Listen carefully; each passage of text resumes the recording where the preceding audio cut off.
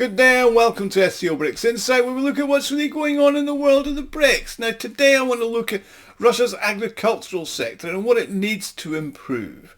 Well, Russia needs to increase its agricultural exports by 1.5 times just to get back to the financial level of 2021, and that was at $55 billion by 2030, and that's announced by Vladimir Putin, the president, in his address to the Federation Council.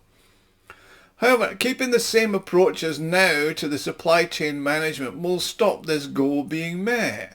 By 2025-26, exports from the agro-industrial complex will plateau at approximately $50 billion. However, if they do this required structural changes, it will be feasible to reach a volume of 65 to 70 billion by 2030.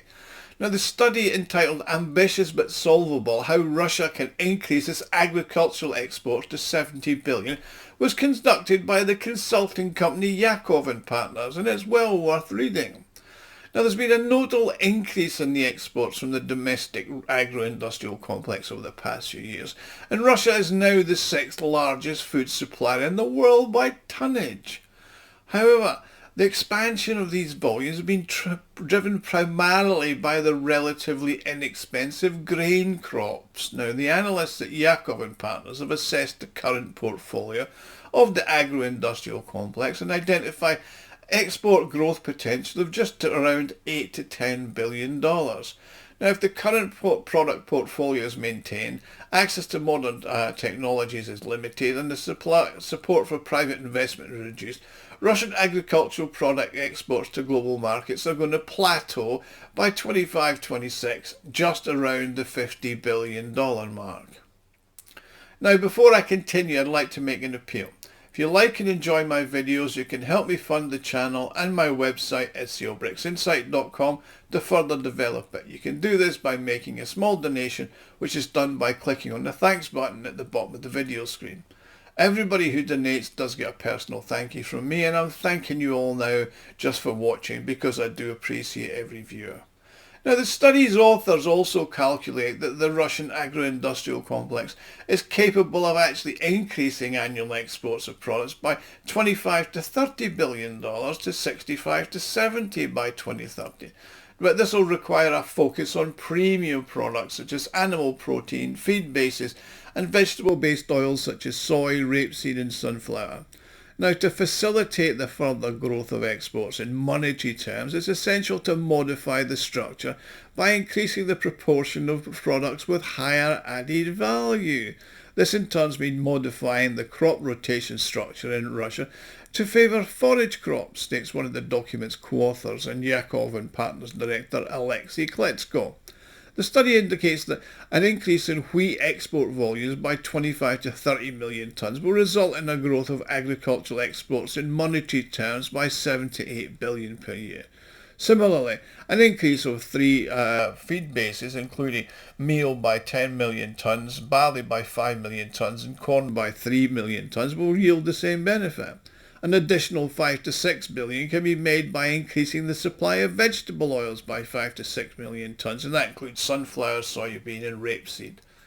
An additional 4 to 5 billion is projected to be generated by increasing the export of animal proteins, particularly poultry and pork, by 1 million tonnes each.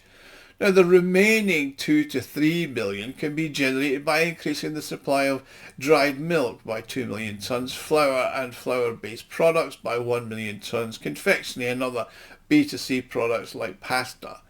It should also be noted that the growth of fish and seafood exports was going to be constrained by fishing quotas, as well as the deep processing of products and a lack of competitiveness in the cattle sector. That's also a contributing factor. Now, the study outlines the key challenges and opportunities that have got to be addressed to facilitate a structural transition to a more premium-focused export portfolio. Now, one of the key objectives is to drive growth in the gross harvest of the main grain crops by 50 to 60 million tonnes, and that's driven by an expansion in the area of arable land by 15 to 20% increase in the yield.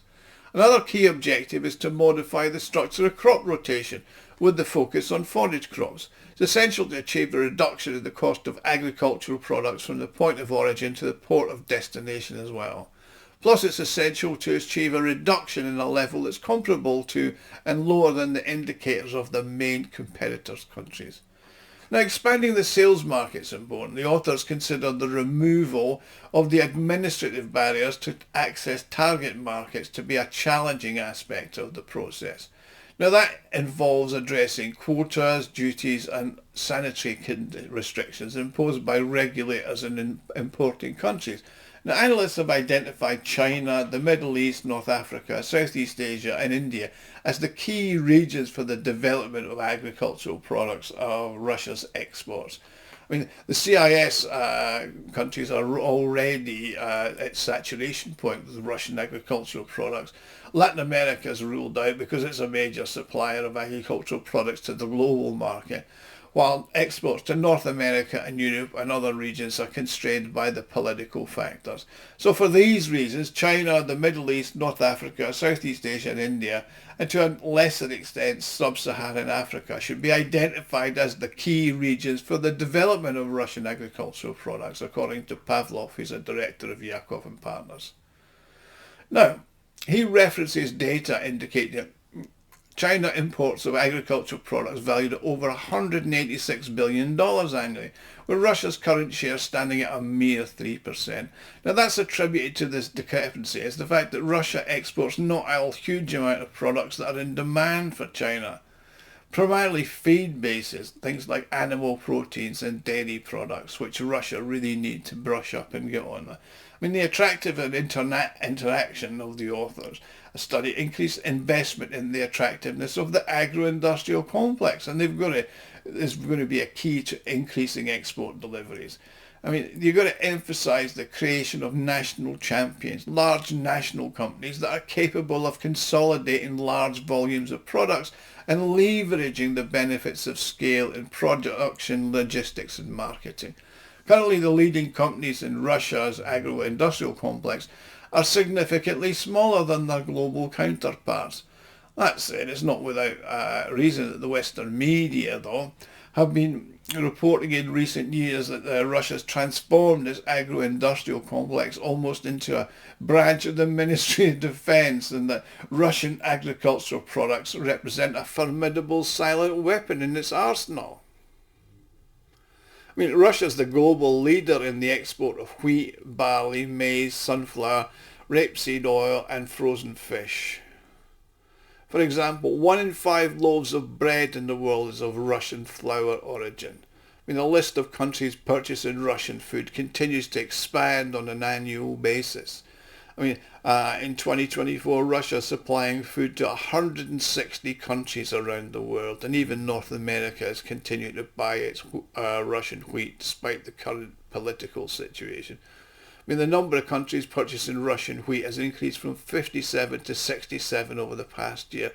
And this places Russia in a position to displace other competitors. I mean, for example, the market is witnessing a notable decline in the share of wheat from Argentina and Australia, with whom Russia previously engaged in intense competition. In North Africa, Russia has displaced European wheat, mainly the French, from markets in Egypt, Tunisia and Algeria, plus Morocco. Also, this has resulted in a decline in the French exports from 9 million tonnes to 5.6 million tonnes over the last year. Now, the structure of national champions is a worthy topic for discussion, but whether it needs to be fully addressed. I mean, it's clear that corporations currently dominate global trade in agricultural products, where there are cooperatives which are revenues in billions of dollars, and the past large state structures in marketing board format have been highly successful in addressing export development challenges. Will it work in Russia? We shall see. I mean, so despite the successes over the last few years, there's still work to do in the Russian agricultural sector, but it still continues to grow and it continues to boom.